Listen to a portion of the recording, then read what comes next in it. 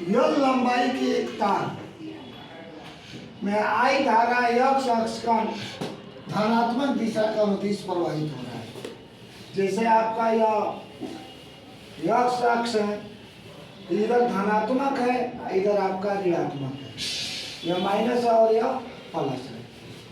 यह लंबाई के तार है, आई धारा यक्स के अनुदिश प्रवाहित हो रहा है, अर्थात इधर धारा जा रहा है और इसे चुंबकीय क्षेत्र में रखा गया है। चुंबकीय क्षेत्र जहाँ यह रखा गया है वह एक चुंबकीय क्षेत्र है। यह चुंबकीय क्षेत्र में रखा गया है, यह हिस्सा यह चुंबकीय क्षेत्र का साइन है, इसी में यह रखा गया है, चुंबकीय क्षेत्र में रखा गया। तार पर कार्यरत चुंबकीय बल का परिमाण यहाँ लिखेंगे। तार पर क्या पूछ रहा है? तार पर कार्यरत चुंबकीय बल पहले निकालते हैं। चूंकि तार या गुणा का जो चिन्ह दिख रहा है यह आपका चुंबकीय क्षेत्र है, इसी में तार रखा गया है। अब तारवा में लाइन जा रहा है, कौन सा धारा? आई।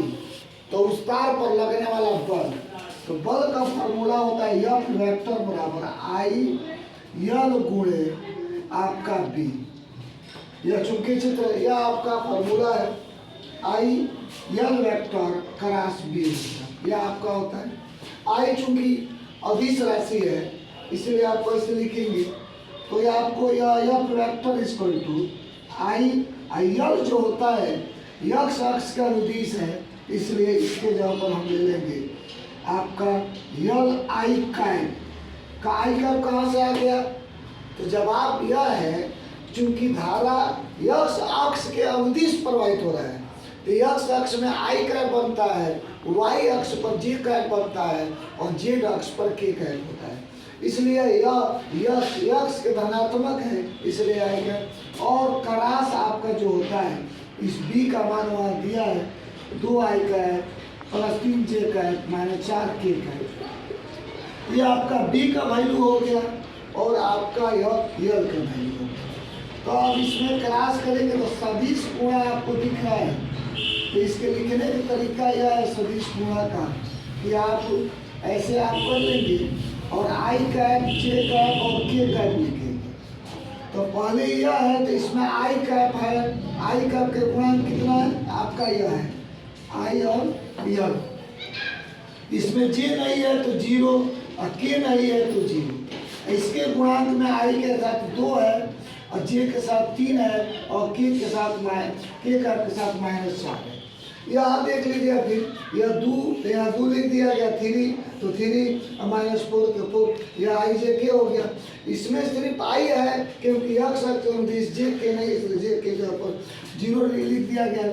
तो इसको सॉल्व करने का तरीका यह है कि जब आप आई लेंगे, आई कैप लेते हैं तो आई वाला खाना इसको आप छोड़ देते हैं और ये भी छोड़ देते हैं, तो 0 0 3 -4 हो जाता है।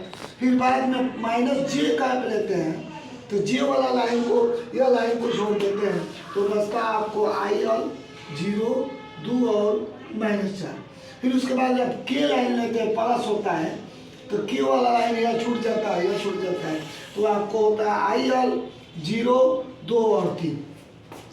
अब इसको सॉल्व करने का तरीका यह है कि आपको आई का जब इसका इसमें मल्टीप्लाई करेंगे तो 0, फिर इसका इसमें मल्टीप्लाई करेंगे तो 0, फिर जे का इसका इसमें गुणा करेंगे तो -4 आई यल हो जाएगा, और फिर इसका इसमें गुणा करेंगे तो 0, फिर प्लस के कैप होता है, इसका इसमें गुणा कर देंगे तो यह हो जाएगा 3 आई यल, इसका इसमें गुणा कर देंगे तो 0।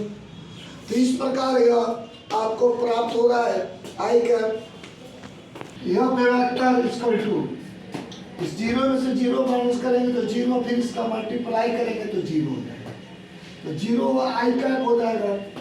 फिर माइनस माइनस यह प्लस हो जाएगा, यह प्लस, इसका इसमें 4 आई यल और उसके साथ में जे कैप। फिर इसके बाद प्लस इसका इसमें करेंगे यह 3, इसके बाद आई यल के कैप। तो क्वेश्चन में पूछ रहा है का तार पर कार्यरत चुंबकीय बल का परिमाण है, जबकि यह सदिश राशि परिणाम है। यह आपका जो है परिणाम है, यह परिणाम है। तो परिणाम में मान के साथ साथ दिशा भी होता है, और उसको चाहिए परिमाण, उसको आंसर में यह चाहिए परिमाण।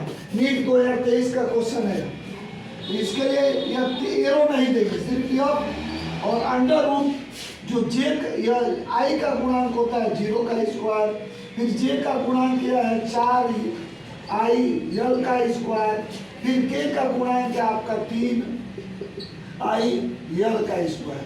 तो यह इक्वल टू ये 0 को 0 हट जाएगा, इसका 16 आई स्क्वायर यल स्क्वायर, और इसका वर्क करेंगे तो 9 आई स्क्वायर यल स्क्वायर।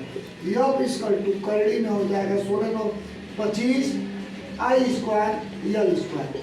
25 बाहर आएगा तो 5 आई स्क्वायर बाहर आएगा तो आई, और आपको यल स्क्वायर बाहर आएगा तो यल। इस प्रकार तार पर कार्यरत चुंबकीय बल का परिमाण 5 आई यल है। इस तरह से ऑप्शन देखने पर आपको ए सही है।